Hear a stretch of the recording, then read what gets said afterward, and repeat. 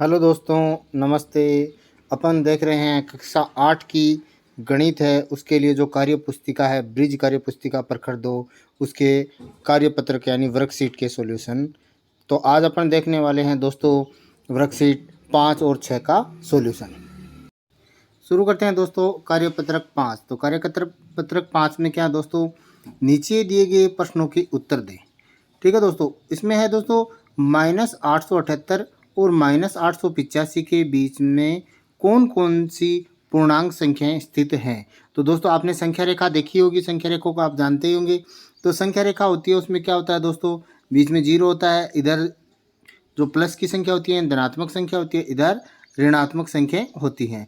तो ऋणात्मक संख्याओं के बीच में ये पूछ रहा है। तो ऋणात्मक संख्याओं के बीच में देखो दोस्तों -878 और -885 के बीच में क्या आएगा, -879, -880, -881, -882, -883 और -884 इसके बीच में आ जाएंगे। इसके बाद में अगला प्रश्न है दोस्तों, -878 और -885 में कौन सी संख्या बड़ी और कौन सी संख्या छोटी है। तो दोस्तों माइनस के अंदर आपको पता होगा कि माइनस के अंदर जो संख्या बड़ी होती है वो छोटी होती है। यानी माइनस के अंदर देखो, इधर अपन चल के आते हैं तो ये मान लो 0 है, तो यहाँ -1 और ये -2। तो -2 से बड़ा है -1 और -1 से बड़ा है 0। -2 से छोटा होगा -3 और -3 से छोटा होगा -4। ऐसे अपन उल्टे चलते जाएंगे तो संख्याएं छोटी होती जाएंगी। तो इसमें क्या होगा दोस्तों, इसमें जो -878 छोटी संख्या 878 छोटी है, उसके माइनस लगने पर ये इधर माइनस वाली 885 से बड़ी हो गई। तो बड़ी संख्या रहेगी -878 और छोटी रहेंगी -885।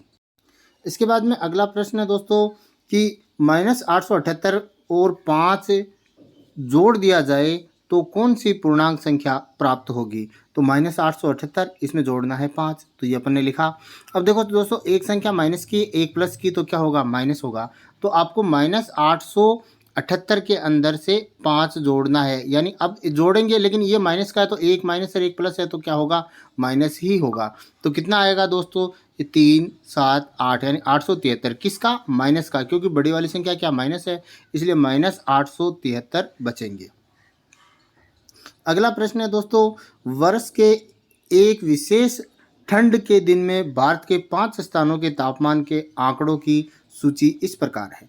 पहला सियाचिन। सियाचिन में क्या है दोस्तों, 0 से 35 डिग्री नीचे। अब देखो दोस्तों, संख्या रेखा अपन ऊपर से नीचे भी बना सकते हैं। देखो ये संख्या रेखा ऊपर से नीचे बनाएंगे, देखो इस तरह से ये संख्या रेखा है। तो इस तरह से संख्या रेखा होती है तो बीच में 0 होता है। ठीक है, अब ऊपर की तरफ धनात्मक संख्या होती है 1, 2, 3, 4 इस तरह से, और नीचे की तरफ ऋणात्मक संख्या होती है -1, -2, -3, -4 इस तरह से चलती जाएंगी। तो 0 से नीचे है, तो 0 से नीचे है तो नीचे की तरफ माइनस संख्या होती है। तो 0 से नीचे 35 डिग्री, इसका मतलब -35 डिग्री रहेगा, यानी 0 से कम है। इसी तरह से शिमला का तापमान है 0 से 37 डिग्री नीचे, यानी कम, तो -37 डिग्री इसका होगा। इसी तरह से 0 से 7 डिग्री सेल्सियस ऊपर, तो ऊपर की कौन सी होती है, धनात्मक संख्या है, तो 60 डिग्री सेल्सियस धनात्मक में होगा। तो धनात्मक में आप प्लस लगाने की जरूरत नहीं है, आपको लगाना चाहो तो आप लगा भी सकते हो, बाकी ऐसा कोई ज़रूरी नहीं है। इसी तरह से जयपुर का तापमान है वो 0 से 40 डिग्री ऊपर है, तो 40 डिग्री सेल्सियस लिख सकते हो। प्लस लगाना चाहो तो लगा दो, क्योंकि नहीं लगाओगे तो संख्या धनात्मक ही मानी जाएगी। और दिल्ली का तापमान 0 से 30 डिग्री ऊपर है, तो 30 डिग्री सेल्सियस धनात्मक संख्या आ जाएगी। अब देखो दोस्तों, इसमें आगे पूछ रहा है इसी में कि कौन सा स्थान सबसे ठंडा है, यानी सबसे ठंडा कौन सा होगा जिसका तापमान सबसे कम होगा। तो सबसे कम तापमान माइनस वाला होता है। अब माइनस के दो हैं, -35 और -37। तो कम कौन सा माना जाएगा, -37, क्योंकि ऋणात्मक में जो संख्या बड़ी होती है वो छोटी होती है। तो इसके अंदर -37 किसका है, शिमला का, तो शिमला आंसर आ जाएगा। कौन सा स्थान सबसे गर्म है, यानी जिसका तापमान सबसे ज़्यादा है, तो सबसे ज़्यादा किसका है, 40 डिग्री जयपुर का, तो जयपुर इसका आंसर रहेगा। इसी तरह से नेक्स्ट क्वेश्चन है दोस्तों तीसरा, दी गई पूर्णांक संख्याओं को आरोही क्रम में लिखो। तो आरोही क्रम का मतलब क्या होता है, छोटे से बड़ा, यानी छोटे से शुरू करना है और बड़ा बड़ा बड़ा चलते हैं, सबसे लास्ट में सबसे बड़ा लिखना है। तो इसमें अपन लिखेंगे, तो माइनस के अंदर देख लेते हैं पहले, माइनस के अंदर कौन सी संख्या है, 240 और 435। तो इसमें छोटी कौन सी होगी, 435 होगी। तो सबसे पहले लिखेंगे 435 माइनस का, फिर माइनस के 240। अब धनात्मक संख्या है तो धनात्मक संख्या में फिर किसका नंबर आता है 95, फिर 425 तो 425 और फिर आएगा 891 तो 891 इसका आ जाएगा आंसर। इसी तरह से इसी के अंदर नेक्स्ट है माइनस वाली, देखो -2222 माइनस 4444, तो 4444 छोटी होगी, क्यों? क्योंकि माइनस के अंदर जो बड़ी संख्या है वही छोटी होती है, तो यह आ जाएगा। फिर -2222 आ जाएगा। फिर किसका नंबर आएगा? जीरो का नंबर आएगा, क्योंकि इनसे बड़ा है जीरो और बाकी संख्याओं से धनात्मकों वाली से छोटा है। तो इसके बाद में क्या आएगा दोस्तों? इसके बाद में अपने पास दो ऋणात्मक संख्याएं हैं दोस्तों, दो धनात्मक संख्याएं हैं सॉरी। तो दो धनात्मक संख्याओं में क्या है, एक तो क्या है 333, 1111, तो 333 आएगा और फिर बड़ी आ जाएगी 1111। इसी तरह से दी गई पूर्णांक संख्याओं को अवरोही क्रम में लिखो। अवरोही क्रम क्या होता है? बड़े से छोटा, यानी सबसे पहले बड़ा लिखेंगे, फिर छोटा छोटा छोटा, सबसे लास्ट में सबसे छोटा लिखेंगे। तो सबसे छोटा सबसे बड़ा कौन सा है? इसके अंदर सबसे बड़े धनात्मक वाले होते हैं। तो देखो धनात्मक की है 1117, 7111 और 1711, तो 7111 सबसे बड़ी है। फिर 1711 है तो 1711, फिर 1117 है तो फिर 1117। फिर क्या नंबर है दोस्तों? 117 का, ये भी धनात्मक है और लास्ट में ऋणात्मक है, -1711 का नंबर आ जाएगा।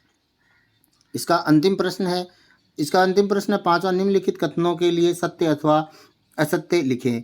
दो ऋणात्मक संख्याओं का गुणनफल धनात्मक होता है, तो ये सत्य है। कैसे? जैसे -2 को गुणा किया -2 से तो दोस्तों आएगा 4, क्योंकि माइनस और माइनस मल्टीप्लाई होकर प्लस हो जाएंगे और 2 2 4 हो जाएंगे, तो ये कथन सत्य रहेगा। शून्य एक ऋणात्मक पूर्णांक है, नहीं, असत्य है। शून्य ऋणात्मक पूर्णांक नहीं है, क्योंकि शून्य बीच में आता है, फिर -1 -2 शुरू होती है, तो शून्य ऋणात्मक पूर्णांक नहीं है, ये कथन असत्य होगा। इसके बाद में अपन शुरू करते हैं कार्यपत्रक 6। कार्यपत्रक 6 में देखो दोस्तों, दिए गए चित्रों में छायांकित भाग को भिन्न के रूप में लिखिए।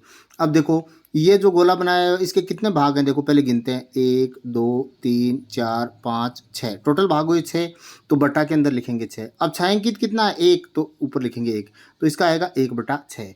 इसी तरह से इसके अंदर देखो दोस्तों, दो बॉक्स बनाए, एक बॉक्स पूरा काला है, छायांकित है, तो 1 सही आ जाएगा।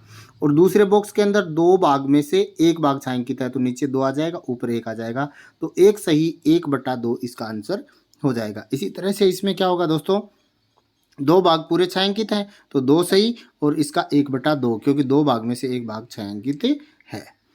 इसी तरह से नेक्स्ट है, इसके अंदर दी गई भिन्नों को चित्र द्वारा छायांकित भाग से दर्शाइए, यानी इसका अपोजिट करना है।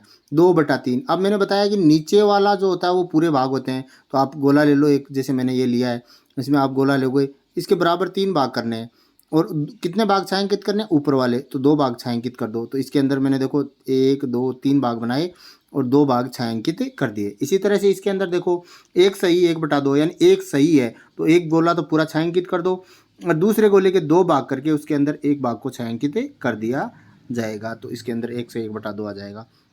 नेक्स्ट है 3/5, तो गोला लेके उसके 5 भाग बना दो। देखो मैंने बराबर 5 भाग बनाए, 1 2 3 4 5, इसमें से छायांकित कर दिया मैंने ये 3 है, तो ये 3/5 हो गया।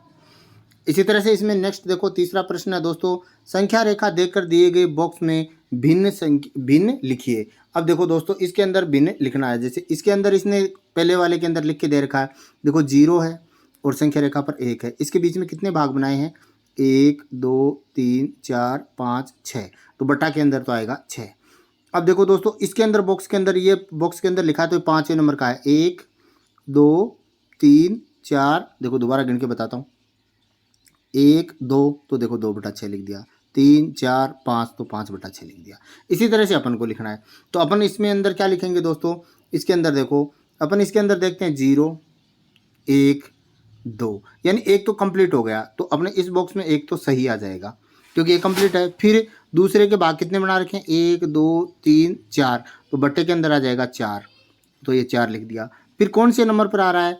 ये नंबर पर आ रहा है दोस्तों अपने 3 नंबर पर, देखो काउंट कर लेते हैं, 1 2 3, तो 1 सही 3/4 इसका सॉल्यूशन हो जाएगा। ठीक है दोस्तों, इसी तरह से नेक्स्ट वाला देखते हैं। नेक्स्ट वाले में देखो 1 0 1 2 और 3, अब देखो 3 है तो 2 तो पूरे कंप्लीट हैं, तो 2 सही लगा दिया। अब आगे वाले के 2 हिस्से कर रखे हैं, एक हिस्सा ये, एक हिस्सा है, तो बटा 2 लगा दिया। कौन से नंबर पर आ रहा है? पहले नंबर पर आ रहा है, तो 2 सही 1 बटा 2 इसका आंसर हो जाएगा। इसी तरह से नेक्स्ट क्वेश्चन देखो, दी गई भिन्नों को शब्दों में लिखिए। यानी इसको कैसे बोलते हैं? जैसे इसको बोलते हैं 3/8, तो 3/8। इसको क्या बोलते हैं? 1 सही 4/5, तो 1 सही 4/5। ये 5/9। ये 2 सही 3/4। ये 6/7 और ये 1 सही 2/3। तो इसको जैसा अपन बोलते हैं वैसा शब्दों में आप लिखना है।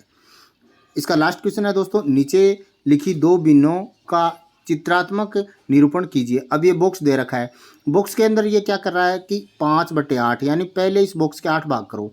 तो देखो मैंने ये किया, फिर ये इस तरह से मैंने बराबर 8 भाग कर दिया। देखो 1 2 3 4 5 6 7 8, तो 8 भाग हो गए दोस्तों।